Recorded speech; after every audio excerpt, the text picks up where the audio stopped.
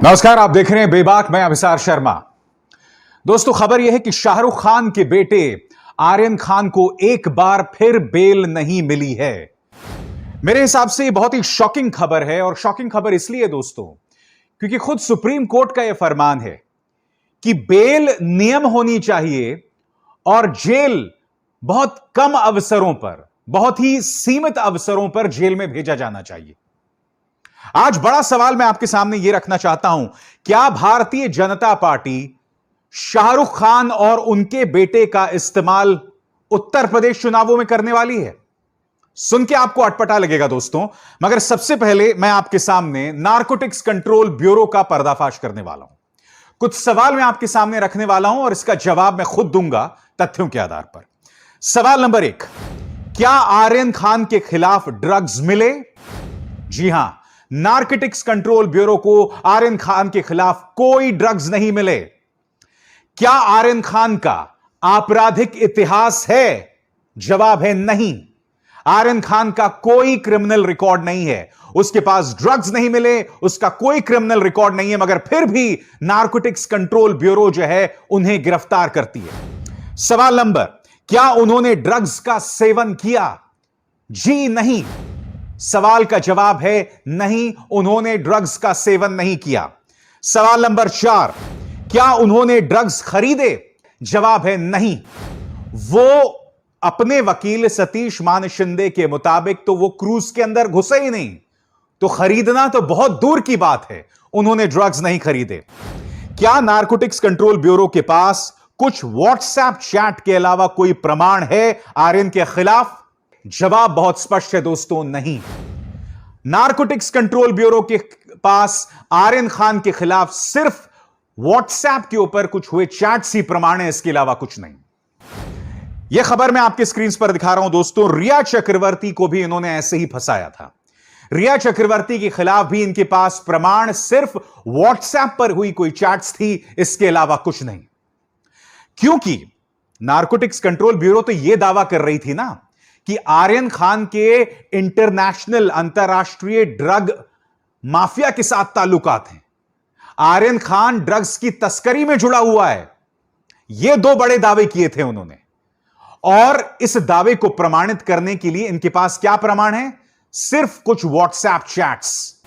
अगला सवाल और बहुत अहम सवाल, क्या शाहरुख खान को बीजेपी के सामने न झुकने की सजा दी जा रही है?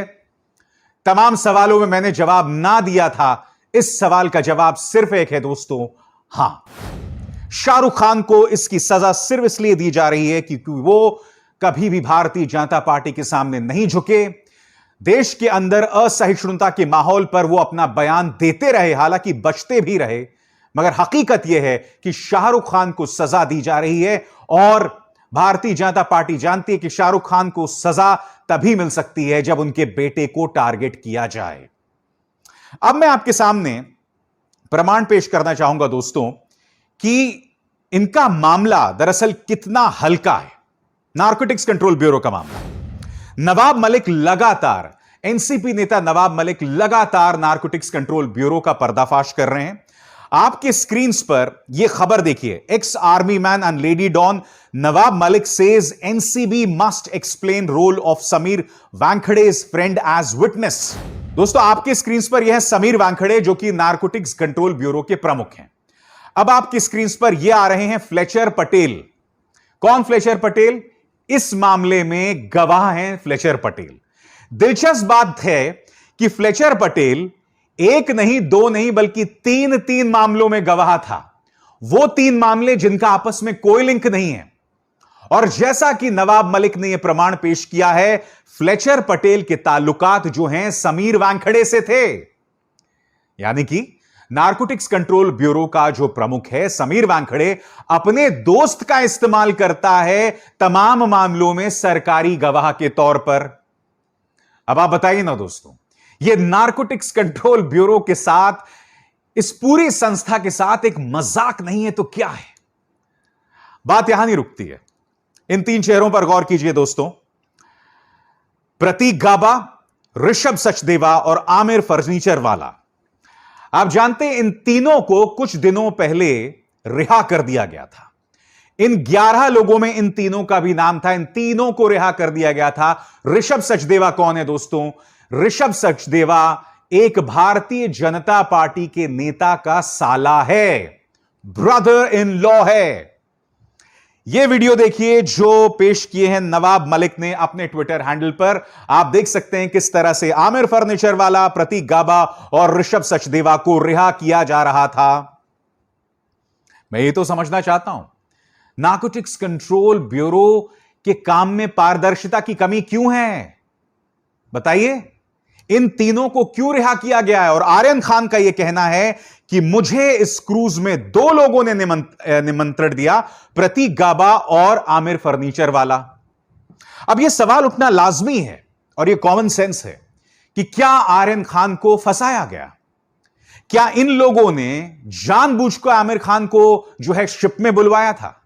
यह सवाल है, मैं कोई दावा नहीं कर रहा हूं। यह सवाल है जो पूछा जाना चाहिए।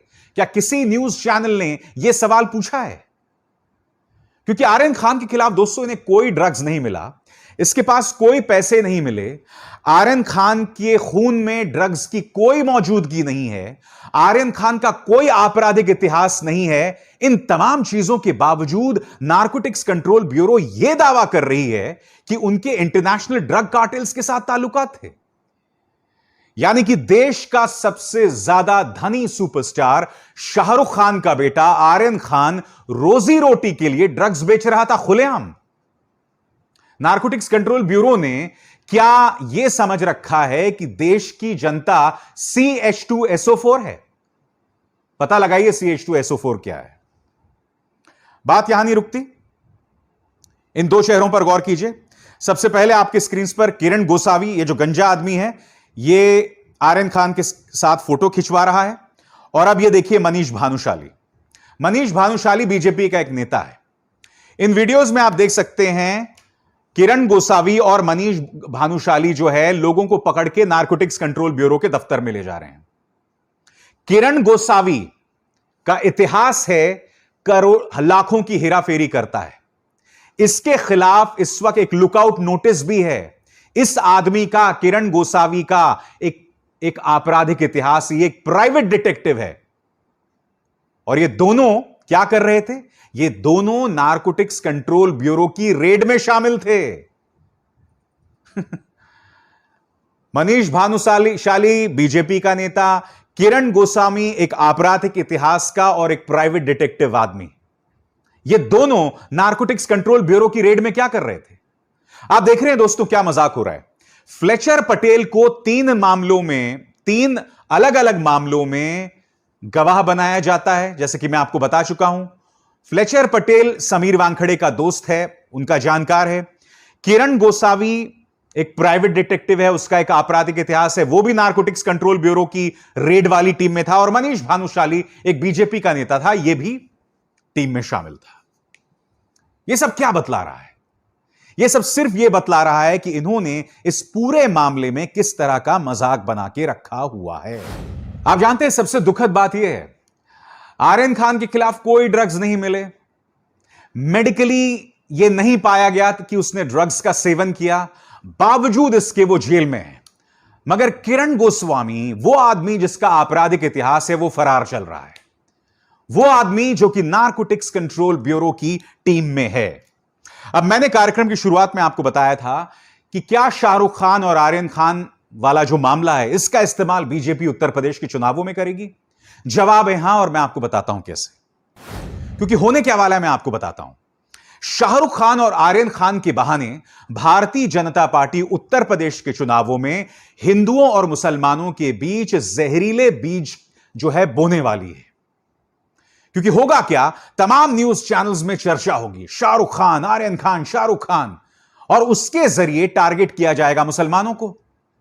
भारतीय जनता पार्टी ऐसा कोई मौका नहीं छोड़ना चाहती जिसके जरिए वो चुनावों के अंदर किसी भी बहाने से हिंदू मुस्लिम का एंगल लेकर आए। और यही नहीं, वो शाहरुख खान पर एक और वजह से हमला कर रही है। मैं जानता हूं कि कई जगहों पर यह चर्चा की जा रही है कि भारतीय जनता पार्टी ने शाहरुख खान से यह कहा था कि आप कुछ पैसे डोनेट कीजिए, और जब शाहरुख खान ने पैसे नहीं डोनेट किए तो इस तरह से उनके बेटे पर एक्शन लिया गया। मेरे पास इस बात का कोई प्रमाण नहीं है दोस्तों, मगर मैं आपको कुछ और बताना चाहता हूं। आपने जब भी शाहरुख खान को फिल्मों में देखा है, क्या कभी आपने उन्हें एक मुसलमान के तौर पर देखा है? नहीं। आपने जब भी शाहरुख खान को पसंद किया है तो आपने उन्हें बतौर अभिनेता पसंद किया है, बतौर राहुल, बतौर राज, उसके तौर पर पसंद किया है।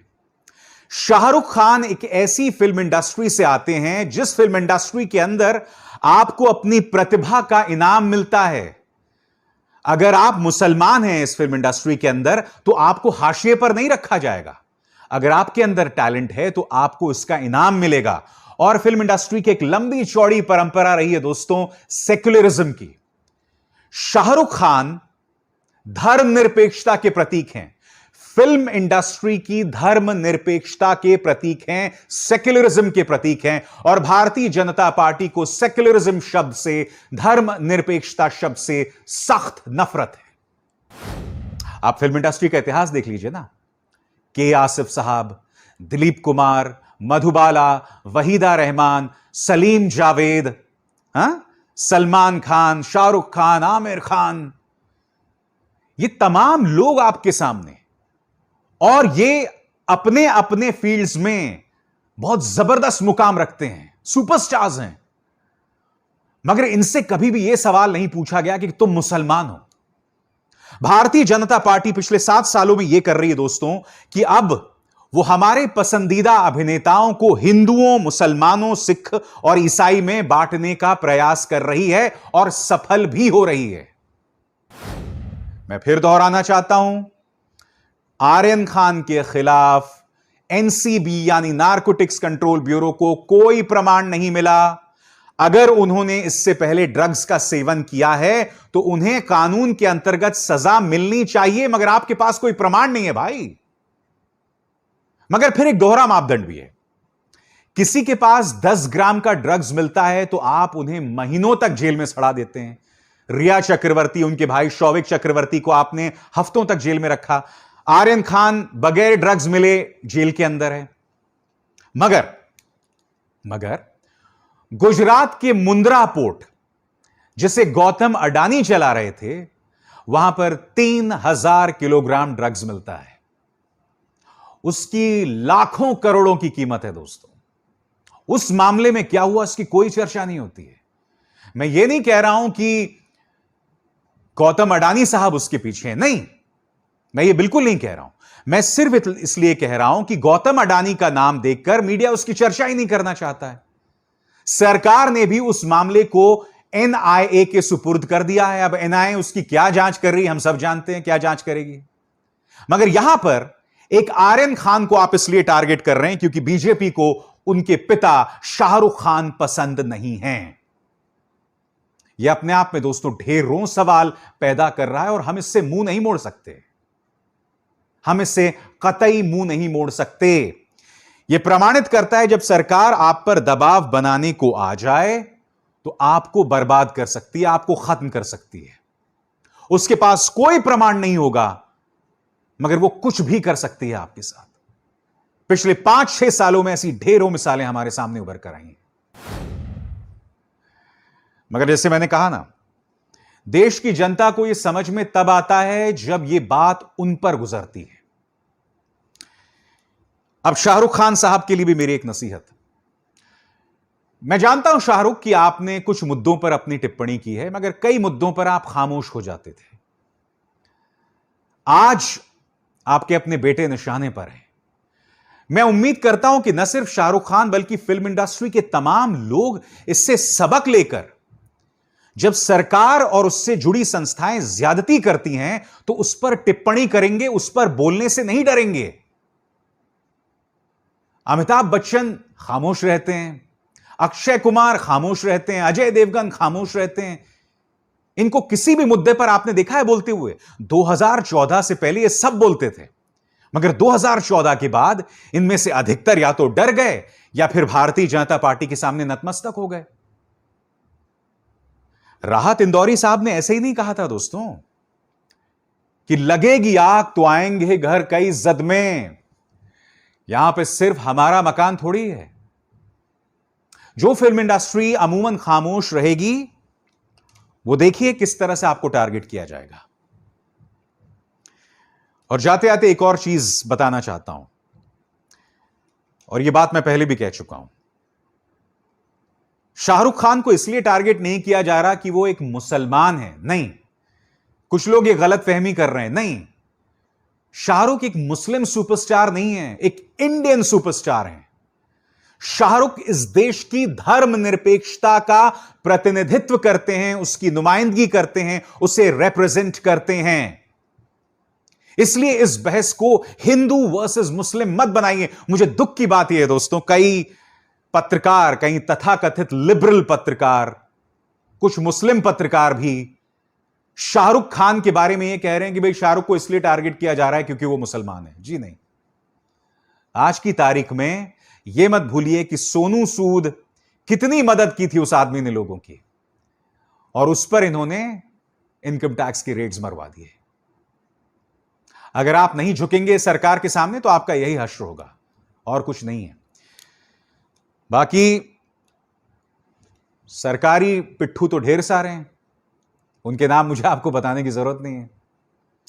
बेबाक में बस इतना ही। अभिसार शर्मा को दीजिए इजाजत।